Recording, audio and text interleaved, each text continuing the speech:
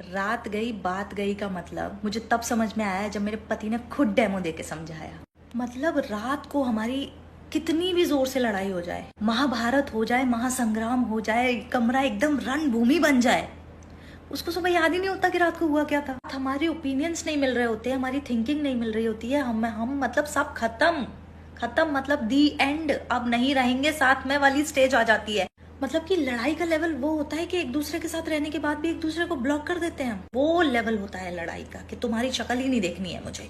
पर पता नहीं सुबह उसको क्या हो जाता है, सुबह वो ऐसे उठता है जैसे स्वर्ग से कोई परा उतरा हो धरती पे। मुझे कभी कभी लगता है कि ये मेरे अकेले का ही है, ये आदमी ऐसे ही होते हैं। मतलब मैं लड़ाई के बाद over thinking, stress, anxiety, depression, पूरा सब कुछ लेके उसके साइड में रो रही होती हूँ और वो मेरे बगल में कुंभकर्ण की तरह सो गया होता है।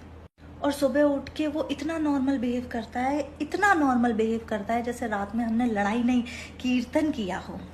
मेरे दिमाग में रात भर इतनी बातें चल रही होती है ना, मुझे ऐसा लगता है कि सुबह होने दो फिर बताती हूँ उसको। पर क्या फायदा सुबह होने का, क्योंकि सुबह तो वो इतने हैप्पी जॉली मोड में उठता है कि भगवान को दया आ जाए उस पर कि इससे झगड़ा मत करो।